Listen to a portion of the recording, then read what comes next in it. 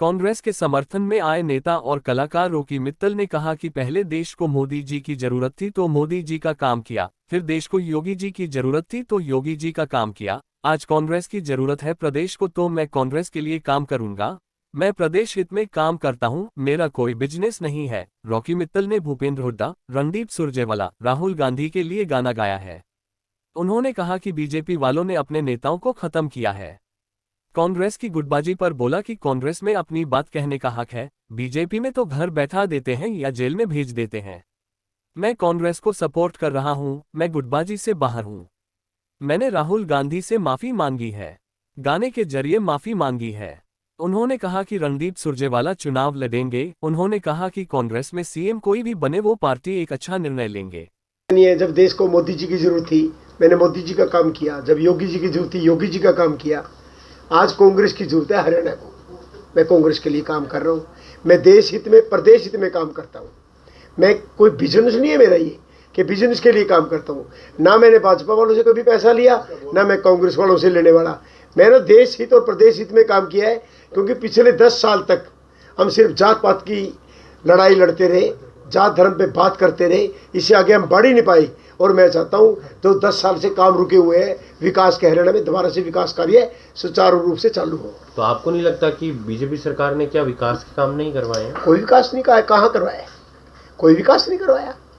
लड़ते रहे, एक दूसरे को खत्म करते रहे। बीजेपी वाले तो अपनों को ही मारते रहे।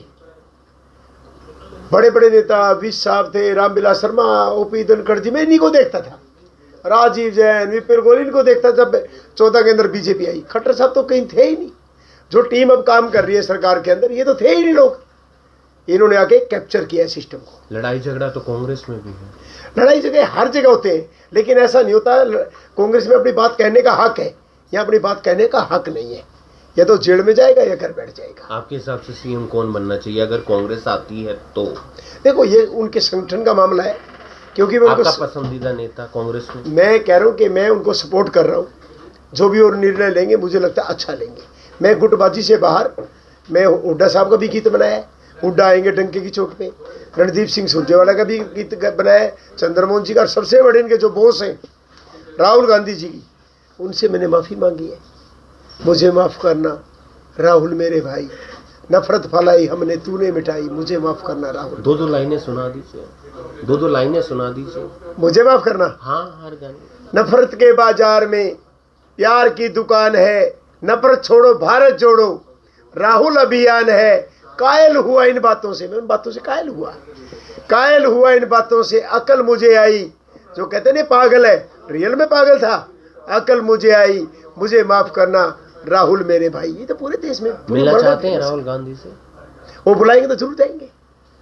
यदि राहुल गांधी जी बुलाएंगे तो जरूर जाएंगे। दीपेंद्र पे भी कोई गाना बनाया? मैंने हुड्डा साहब पे बनाया। हुड्डा साहब एक ही बात है। मैंने कहा जैसे फिल्मों में धर्मेंद्र, मरा असली हीरो भूपेंद्र है, युवा दिलों की धड़कन, छाया दिलों पे भाई दीपेंद्र हुड्डा का बनाया मैंने। और मैंने बनाया कि सबको धूल चिटा, हुड्डा आएंगे डंके की चोट पे। कुमारी शैलजा पर भी बनाएंगे? नहीं, कुमारी शैलजा चुनाव कहाँ लड़ रही है, वो तो सांसद है। रणदीप सिंह सुरजेवाला लड़ रहे हैं? हाँ लड़ रहे हैं, उस पर बनाया। काम करने में सुरजेवाला भाइयों एक ब्रांड है, लेकिन और रखवाड़ा सुरजेवाला कैथल की डिमांड है। बाबरिया जी ने कहा है कि जो चुनाव नहीं लड़ेंगे, ऐसा नहीं है, मुख्यमंत्री वो भी बन सकते हैं, जो भी नहीं, वो उनका अंदरूनी मामला है। बीजेपी में बहुत दावेदार है। जब बीजेपी में पता नहीं किसका कब तुक्का लग जाए, तो मैं इसके बारे में इसलिए कटाक्ष नहीं करना चाहता, क्योंकि मैं कांग्रेस को समर्थन दिया और मैं कांग्रेस का नहीं हूँ।